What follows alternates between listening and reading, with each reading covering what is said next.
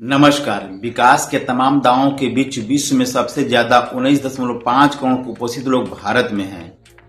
ये जानकारी state of food security and nutrition in the world SOFI की report में सामने आई है, जो बुधवार यानी 24 जुलाई को जारी की गई। संयुक्त राष्ट्र खाद्य एवं कृषि संगठन FAO द्वारा तैयार की गई इस रिपोर्ट को संयुक्त राष्ट्र, UN और यूनिसेफ समेत 4 अन्य UN संस्थाओं ने संयुक्त रूप से प्रकाशित किया है।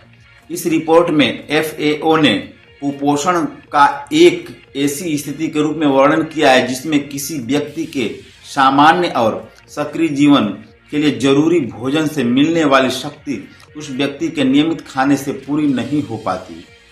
कुपोषण के प्रसार का प्रयोग भूख को मापने के लिए किया जाता है। हालांकि इस रिपोर्ट में ये भी कहा गया है कि कुपोषण को लेकर भारत की स्थिति में पिछले वर्षों की तुलना में अब थोड़ा सुधार हुआ है। जैसे 2004 से 6 की अवधि में देश में कुपोषित लोगों की संख्या 24 करोड़ थी, जो अब घटकर 19.5 करोड़ हो गई। आधे से अधिक भारतीय अभी भी स्वास्थ्य आहार का खर्च उठाने में असमर्थ हैं।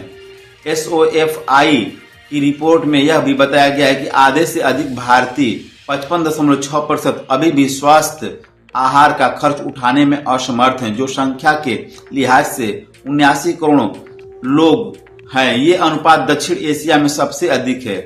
इसे ऐसे समझ सकते हैं कि अल्पपोषित न होना और सामान्य दिन की नियमित गतिविधियों के लिए ऊर्जा प्राप्त करने के लिए पर्याप्त भोजन करना एक बात है, जो अधिकांश भारतीय करने में सक्षम हैं, लेकिन गुणवत्तापूर्ण या स्वस्थ आहार लेना अलग बात है, जिसमें आधे से ज्यादा भारतीय सक्षम नहीं हैं।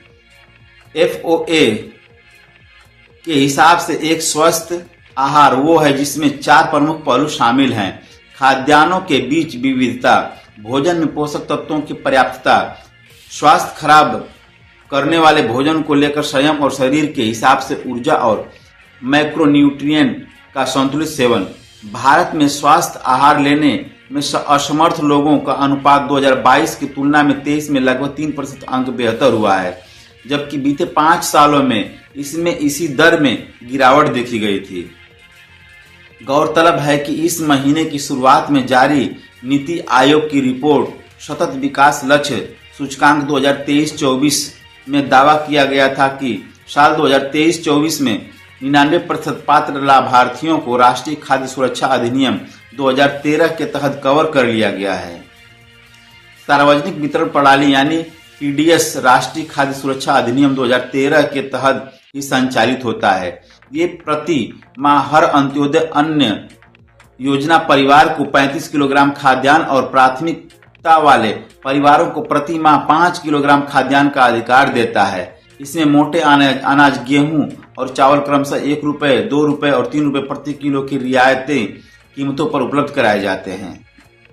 NFS अधिनियम के अलावा नरेंद्र मोदी सरकार ने अप्रैल 2020 में प्रधानमंत्री गरीब कल्याण योजना शुरू की थी, जिसे 1 जनवरी 2023 में 5 साल के लिए और बढ़ा दिया गया। इस योजना के अंतर्गत भी प्रत्येक पात्र परिवारों को हर महीने प्रति व्यक्ति 5 किलो चावल या गेहूं और प्रति परिवार 1 किलो दाल मुफ्त मिलती है। इस योजना के अंतर्गत लगभग 80.48 करोड़ लाभार्थी शामिल हैं। भारत में पोषण के मोर्चे पर प्रगति के लिए और अधिक योजनाओं की जरूरत। FAO रिपोर्ट के निष्कर्षों से पता चलता है कि भारत में पोषण के मोर्चे पर प्रगति के लिए इन 2 योजनाओं से कहीं अधिक की आवश्यकता होगी। आहार की मात्रा और गुणवत्ता पर इन 2 संकेतकों के अलावा रिपोर्ट यह भी बताती है कि भूख या दीर्घकालिक अल्पपोषण किसे कहा जाता है, जो साधारण अल्पपोषण के बजाय बहुत लंबी अवधि तक रहता है। रिपोर्ट के अनुसार भूख भोजन से मिलने वाली अपर्याप्त ऊर्जा के कारण एक असुविधाजनक या दर्दनाक अनुभूति है। इस रिपोर्ट में भूख शब्द को दीर्घकालिक अल्पपोषण का पर्याय बताया गया है और इसे अल्पपोषण POU की व्यापकता से मापा जाता है। यह आबादी के किसी भी समूह में कुपोषण का सबसे खतरनाक रूप माना जाता है। भारत की लगभग 13% आबादी दीर्घकालिक अल्पपोषण यानी भूख से पीड़ित है।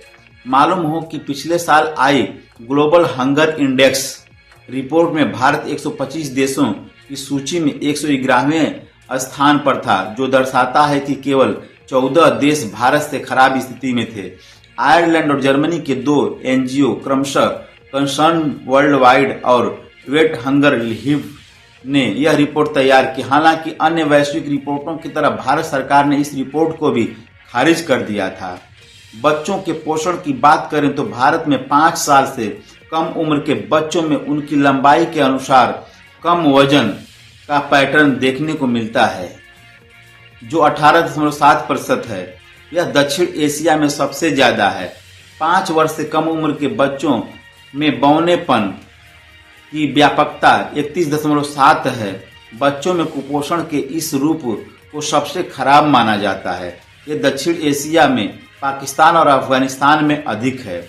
भारत में जन्म के समय कम वजन वाले बच्चों का प्रतिशत 27.4 है, जो दुनिया में सबसे अधिक है। यदि जन्म के समय किसी बच्चे का वजन 2 किलो 500 ग्राम से कम है तो इस कम वजन वाला बच्चा कहा जाता है। भारत में आधे से अधिक महिलाएं एनीमिया से पीड़ित। WHO के अनुसार जन्म के समय कम वजन वाले शिशुओं की मृत्यु अधिक वजन वाले शिशुओं 1 वर्ष से कम उम्र के बच्चों की तुलना में 20 गुना अधिक है। जन्म के समय बच्चों का कम वजन गर्भवती महिलाओं में कुपोषण का भी संकेत है। इस रिपोर्ट में यह भी कहा गया है कि भारत में आधे से अधिक महिलाएं 53.0% एनीमिया से पीड़ित हैं, जो दक्षिण एशिया के साथ ही पूरी दुनिया में सबसे ज्यादा है। महिलाओं में एनीमिया की व्यापकता विशेष रूप से प्रजनन आयु के दौरान न केवल उन पर बल्कि बच्चों के जन्म के समय भ्रूण के स्वास्थ्य पर भी प्रभाव डाल सकती है। वहीं अगर वैश्विक स्तर पर महिलाओं 15 से 49 वर्ष में एनीमिया की व्यापकता देखें तो ये 2012 में 28.5 से बढ़कर 2019 में 29.9 हो गई।